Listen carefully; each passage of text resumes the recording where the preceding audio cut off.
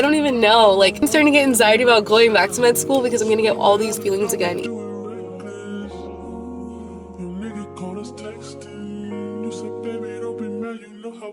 Okay, we are back with matcha today. Okay, this matcha tastes a little better than the first time I had Starbucks matcha. Hey guys, welcome back to my YouTube channel. My name is Piper Jasmine, and I'm back with like another car sesh video. I feel like you guys liked the last one. I don't know if it was the vibe or the topic or what. I feel like all of these cars think I'm about to leave, but little do they know I have to film a video first. Sorry. So today I'm going to be sharing with you all 10 things that I wish I knew before I started my first year of medical school.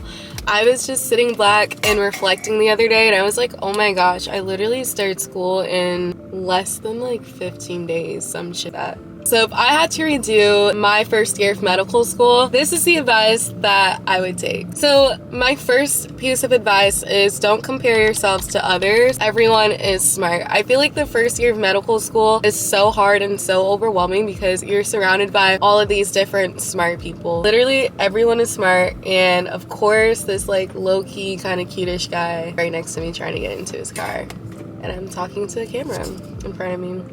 That's great. But I was saying everyone is so smart in your first year, and so it's so hard not to compare yourself to others because like, why am I not making this grade? How is this person doing better than me? Not even doing better, more like how are they getting it and I'm not getting it? And it's because everyone is so smart. Literally it took me a while to come to terms with that I'm not dumb. It's more so the pool of people there and the fact that they're literally just so smart. I mean, you have to be smart to even get into medical school. I feel like the majority of students in medical school, they're used to being 4.0 students. They're used to being the overachievers. They're used to scoring the highest on the grades or the highest on the exams and being in the top percentile. And then when you get into medical school, everyone is doing like the exact same thing. So you might not be the top of the top anymore. I know for me, it was a really tough adjustment because instead of thinking of, my main priority being understanding the concepts, really understanding the physio and the terms and everything, I was more concerned about the numerical grades. And I really think that's one of the reasons why pass-fail is so prominent nowadays, because as our role as physicians, it shouldn't be about who's making the most money, who is scoring in the 110th percentile or the top percentile. It's who's the best physician, who's making all of the best decisions, who's thinking in all of these different ways, thinking about every organ system, thinking about the cause and effects of everything that we see. How are we treating the patients? Literally not how you score on the exam.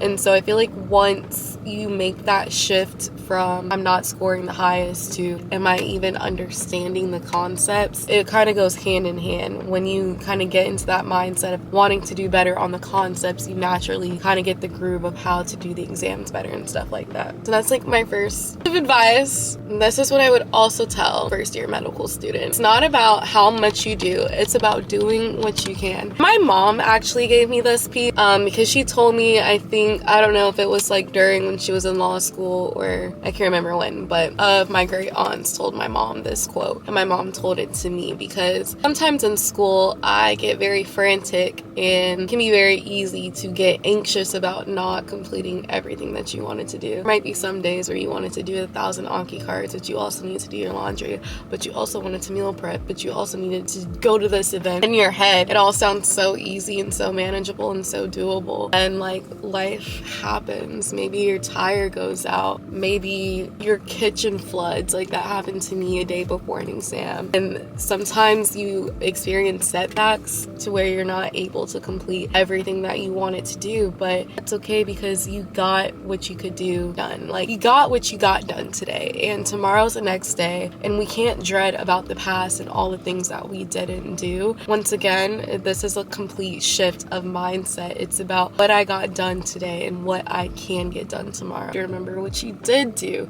You did go to lab. You did learn the brachial plexus. You did do this, and those are all wins. Like instead of counting your losses, count your wins, because that is how you stay motivated. That's a good quote. Like I feel like someone needs to quote me right there on that. What I also wish I knew, what I would tell a first year medical student is I had it in my head, but luckily I have everything written in my notes. School is really overwhelming because it's unfamiliar. And it's true. Medical school is like, I don't know the saying, everyone knows the saying, like drinking from a water fountain or water, or what's the thing that the fire hydrants. Drinking from a hot fire hydrant. Okay, this matcha kind of good, but the one that I had in Cambridge, that was top tier. Everything is so unfamiliar, and I think that's what makes it so much harder, because obviously the more things that you're aware of, like the easier it is for your brain to connect, and easier it is for your brain to make references and to recognize things. But when you're learning things that are completely new, especially all at one time, I think that's truly what makes school so overwhelming. You don't get into depth like that until medical school. So that's all new. All the drugs that you're learning, it's all new. All the diseases that you're learning, it's all new. Not only is it all new, but now you have to piece together all of these new things to get the whole big picture. That's what makes school so overwhelming. Like sometimes I'll be looking at this stuff, especially after exams, and I'll be like, wow, like it really wasn't even the content. I just didn't have enough time to like fully grasp it, see it a lot, which is why I try to Anki a lot, so I can read a lot and like start to make connections. But truly, I really think it's because it's unfamiliar. That's why too, you'll notice that sometimes your schools, or even with these exams, they're redundant, so you like really see this stuff a lot and start to get it and make those connections, and that's when it gets easier. Literally, when I was in clinic in June, I was like asking all the residents and stuff, like, how do you remember these medications? When will I do that? When will I just know from the top of my head, this is this? And they're just like, well, you'll see it so many times, like you just start to remember. I would also say, don't just study to study. Study when you're feeling the most productive, or else it's a waste of time. And my uncle gave me this piece of advice. I 110% agree with it. At first, I didn't necessarily agree with it or understand it, but he's absolutely right. It does not make sense to study and you are tired and you can't even keep your eyes up. It does not make sense to study if you've only had 4 hours of sleep. It does not make to study if you just had a 12-hour exam day and you want to spend another 8-hour, learning stuff. Like, it's not gonna stick if you're not taking care of yourself and if you're tired. Studying when you're tired is a complete waste of time. You're not gonna be fully engaged in the material, so you're not gonna remember it or understand it. You're not gonna care about it. Literally, this is when you're in medical school, your first year, you really have to start learning about yourself, learning about your body, and you are also in your prime time for studying to absolutely. So I was saying before my camera overheated was that you should really focus on your first year on maximizing your time studying, not trying to see how long you can study and pulling all-nighters. Maximizing your studying will be the best time, and the best way to do that is just determining what hours you might study best. It's like when I would talk to people at my school with how they study, when they study. Some people don't study during the day. Some people, they are very efficient at night. No distractions, like if they're married or have kids, they do better studying at night. They do whatever they want during the day, whether sleeping, hobbies, activities, and they'll study from like 1 p.m. to 2 p.m. and they're good. That works for some people. It may not work for other people. The best way to figure out is just listening to yourself, trying new things out, and taking things what other people say with a grain of salt and giving yourself grace. Okay, I feel like I have to hurry because I feel like my camera might overheat again, and I've also been in this parking spot forever. So I would also tell someone that it's only a competition in your head, and that's why pass fail exists. We kind of went into this a little bit, but it's literally all a competition in your head. I feel like most people in medical school, they're on the outside, they don't want to show that they're more concerned about themselves and may have these fears and anxiety about this exam, this test score, the specialty they want to go into search, but it's literally all a competition in your head. I mean, I've never really thought of, I wonder who number 1 in my class is, or who the top 10 in my class are, like, because like I'm more focusing on passing this next exam, studying and preparing for stuff. And my other classmates with other conversations, like I've never had a conversation. Someone's like, I heard so-and-so is in the top 10. I heard heard so-and-so failed this. Like, honestly, everyone is struggling. Some people are more vocal about it. Some people are, you know, with it in different ways. And so I really do feel like that a lot of the competition that exists in medical school, at least at my school, is all in your head. Like, and I think that might also do with the environment of your school and why it's important to choose a supportive medical school. But at least for my scenario, and if you were to go to my school, I would tell a first year student that it's all in your head. Just worry about you. I'd also say it goes by fast, faster than you think. Not believe any of the upperclassmen when they said this, because I was looking at them like back in July, August, like, y'all are freaking lying to me. This shit sucks. Like, when will this end? And when I look back at it, my first year went by so fast. Summer went by so fast. When I really think about it, after my second year, I'm halfway through with medical school, and that means that itself has gone by fast, and it doesn't even feel like it. And I know it can be really hard, but I would really just try to enjoy the moment, enjoy while you're there, enjoy these last couple of years that you have left before you're really in the full swing of things with taking care of patients, prescribing medicine, and actually fully working on calls, weekends, no more summer breaks, all of that. There's always time to do what you love, such as seeing friends, family, working out, going to parties.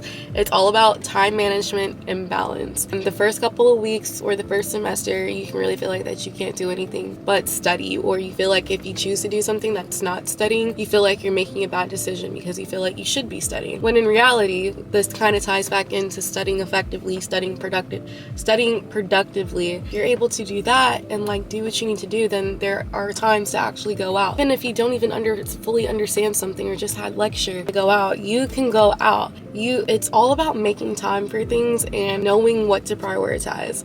You're gonna know yourself when you don't fully understand something and you're like, okay, I gotta sit down and figure this out. But be a day where you don't make it to 1,000 cards because you wanted to go out and get dinner with your family. There's nothing wrong with that, and you shouldn't put your family and friends on the back burner. You shouldn't put your health and your sanity on the back burner. There is time, and don't think that there's not. I think it can be very easy to get into a habit of thinking that there's not any time, and that can maybe create a distaste for medicine.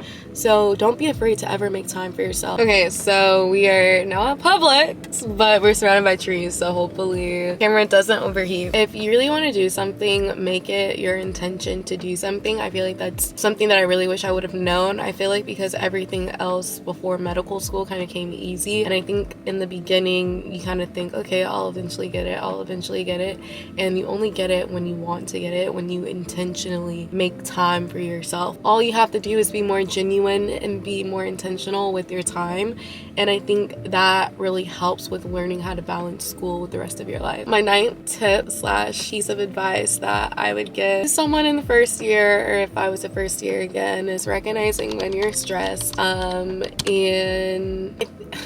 I like to joke around that I like to be stressed. No, I know when I am severely stressed out, and I've gotten really aware of those signs and symptoms because I'm a binge eater. That's one of my little coping mechanisms. I will order food, I will order snacks and eat. I don't know if it's because of the serotonin and like food just tastes good. Crumble cookies, some small cakes, cupcake. When you can recognize when you're stressed, then you can determine some different habits on how to withstand that stress and how to overcome that stress without it negatively impacting you and your mental and your well-being. And that could be like scheduling Pilates classes. Like, I know when I have like a couple of upcoming exams, I like to get some Pilates out the way. It kind of helps me like on my child's pose, namaste. That helps me, or at least just going to the gym. Cardio, I have found, really helps me when I'm really stressed. If it's just doing a light jog, some sprints, Stairmaster. This kind of encompasses everything that we've been talking about. I really wish someone would have kind of like reiterated to me, or if I were to go back and redo my first year, I really wish I would have understood that I would not perform my best if I'm not treating myself the best. And my first semester, as a lot of you probably know, was really hard for me.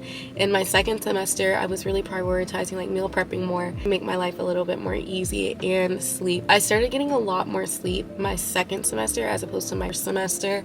Second semester, I got a lot better with closing the textbooks, my computer around 10 o'clock or so, and that really helped me. I noticed my grades improved a lot in my last unit too, and I think that's just because I was being better with my time management and planning things that I needed to do, gym sessions, and also sleep. I was getting more sleep. When you start taking care of yourself more, you'll see better results, and I wish I would have believed that and really realized that my first semester. Hey guys, so that is the end of this video. My camera is overheating again. It's literally what's going on. Is it the ozone layer that's coming through my car and penetrating to my camera? I don't know. I hope you guys enjoyed this video and kind of found it helpful if you are a first-year medical student or about to go into medical school or just interested in medical school. And I hope you guys enjoyed this video, and I'm sorry I'm talking so fast. I just don't want this to shut off like mid-sentence and I forget where I am because I have to wait 15 minutes for my camera to unheat, whatever it's called. So yes, if you guys like back in my apartment, but I just wanted to end the video properly, so thank you guys for watching, and I will see you guys next time.